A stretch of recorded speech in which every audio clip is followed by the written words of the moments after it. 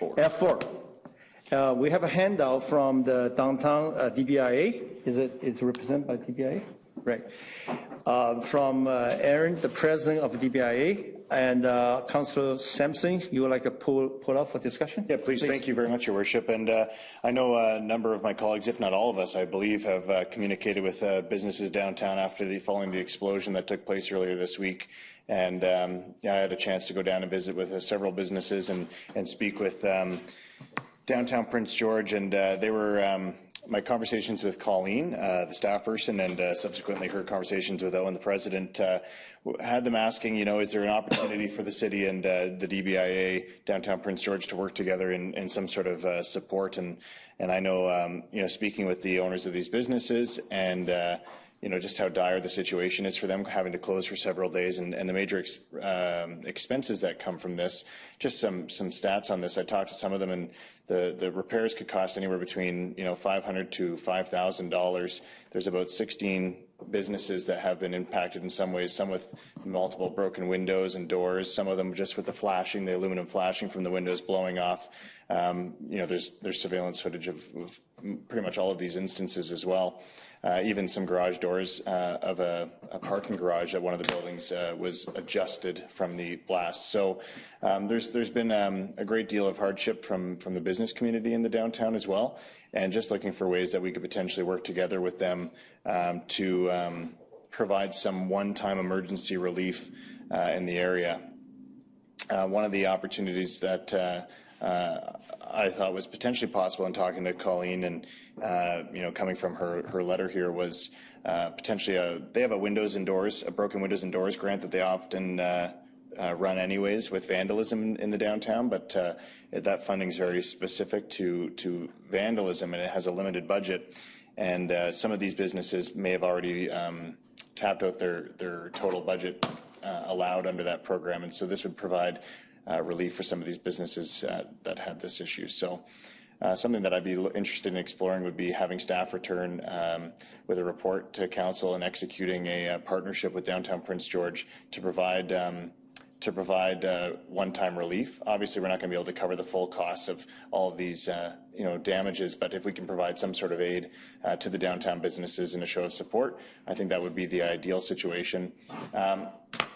My conversation with Colleen, I called her after receiving this as well and talked, and she estimated that it could potentially be upwards of $20,000 if it was to match the same kind of criteria that they're using for the other program right now. And so I wouldn't want to tie a hard number to it right now, give staff the chance to work with downtown Prince George and come back with a report at the next meeting, but potentially if we could consider maybe up to $20,000 from the council contingency fund, which I know we have, I'm estimating about $47,000 left this year, I think, to be explored on a program with downtown Prince George for the support from this. So I'll move that for staff to come back with a report.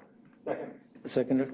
Clarification, Councillor Sampson, because are you specifically talking about the damage done by this explosion only? Absolutely, Your Worship. So exclusive to this one-time emergency, we don't have it within our means to necessarily fund, everything that goes on in the downtown, but this is a pretty significant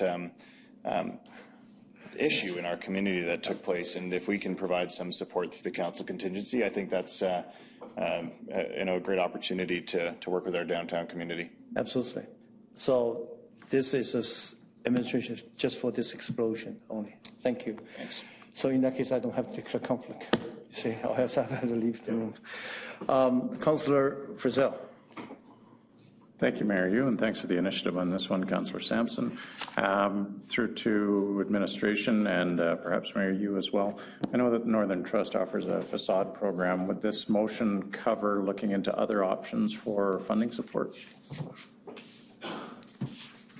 Mr. Babish. Your Worship, as we understand the motion that's on the floor currently, it would be to direct administration to work with DPG and report back with recommendations on establishing an emergency grant program using up to $20,000 from council contingency in response to this request.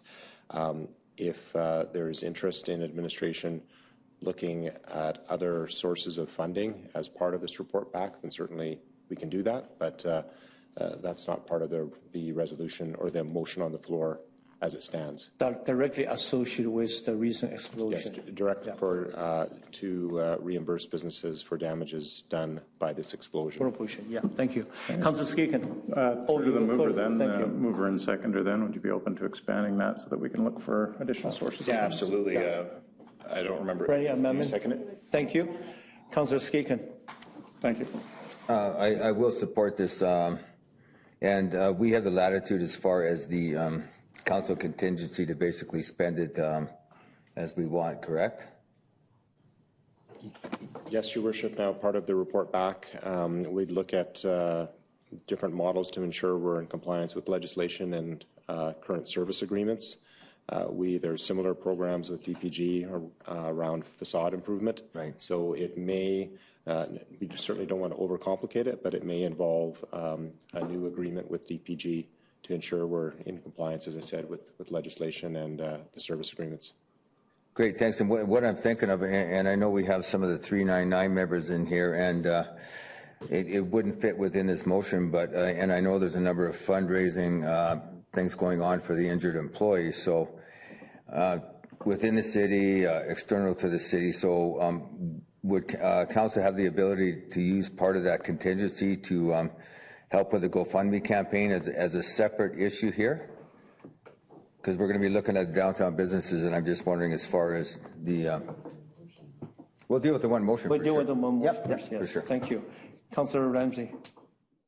Thanks, Your Worship, and thanks to Councillor Sampson for bringing this forward. I definitely am interested in receiving more information and receiving a report on this. Our businesses are really struggling downtown, and to have to close for a period of time and then additionally incur expenses, whether be it through insurance or out of pocket, it's going to be really tough. And so I think that this is a good thing that we can get behind. I definitely want to see more information, but our businesses really are struggling, so emergency support is definitely worth consideration. So thank you. Thank you. Councillor Scott. Thank you, Your Worship. And I'm just curious, back to Councillor Sampson. I understand what you're telling me, and I line this all up very well with Mr. Foley's letter. But I'm curious about the number that you put out of 20,000, because you identified 16 properties. That's only $1,250 per property. Absolutely. So from their current program that they run with their other glass program for vandalism, it's $500 per window up to $1,000 per property. And so if they have multiple windows, that's what they're able to claim. My conversations with Ms. Van Mook from downtown Prince George, they'd be looking at a similar model for this program. But they would want to work with our staff, is what they indicated, as we go through this. And the other piece is some of these buildings have multiple windows broken, and some of them have smaller windows. So if it's a small window or flashing, it might only be a couple $100. So it's up to that $500 or $1,000 per property. That might only be $200 to fix the flashing, but some buildings might have $1,000 claims if they have multiple windows. And so that seems, that's the high level of what I understand. I don't want to get too operational and give staff a chance to work with downtown Prince George on the execution of it. But, I can give a quick list. I went down and talked to a number of these businesses and didn't talk to all of them, but Homespun Refillery, Filomeno Photography, Annie's Custom Sewing, Sunflower Fabrics, Simply Beautiful, Walk Right Shoes, Hometown Prints, Butler's Market, Storybook Weddings, and the former Group Gallery are all businesses that had multiple large windows or doors broken. Dungate and Company and Heartbreakers had small windows and some door damage. Beverly and Associates had a large garage door damaged. And Altea Physiotherapy, Le Beau Visage, and Tops and Bottoms all had flashing damage on their windows. So I spent most of last Saturday as well at Shop the Block and spoke to all of these people second time. And I applaud, as we all have, the tenacity of people to move forward. And they were, I think, pretty much all of them open for business on Saturday. So Pretty cool. I appreciate the additional depth of information, and I think that would stand us all well. Thank you. Thank you. Councilor Polillo. I'll be supporting this motion. I think it's, quite frankly, after what happened, I think it's the least we could do. Just wondering about the contingency fund. There was some numbers thrown out, maybe just checking it with Mr. Dalio. Is that accurate that we would have about 40-some thousand left in the contingency? We did commit some in our last council meeting, so the balance remaining now is 34,200. So if we were to approve up to the 20, then we wouldn't have much left for the rest of the year. Correct. There's inflation out there, travel's getting expensive, so we must do, council trips must require a little bit of help as well. But having said that, 20,000 is you've done your investigation, and it's up to that. We might not able to fund all the entire program, and most likely the administration will be working with the down DBIA to see what is the best way. We, as a council, on behalf of the citizen, we are using this as, first of all, we recognize the gravity of the situation, and it's a good gesture. I can support that. Councillor Bennett. Thank you very much, Your Worship, and then I appreciate Councillor Frizzell's comments about looking to see if there's opportunities, whether it's matching dollars or funding partner for this. I guess my only caution or is just making sure. I think this is intended as kind of an emergency fund, so I just am hoping that the report from staff can come back sooner rather than later and not tied up depending on where funding partners may or may not want to have that conversation. So I just, again, I think if somebody else is willing to match, great, but if it's going to take them 2 months to make that decision, I would rather us move forward on this for the community faster than that. But I think if somebody's willing to jump in and, again, provide matching dollars or support, then that's fantastic.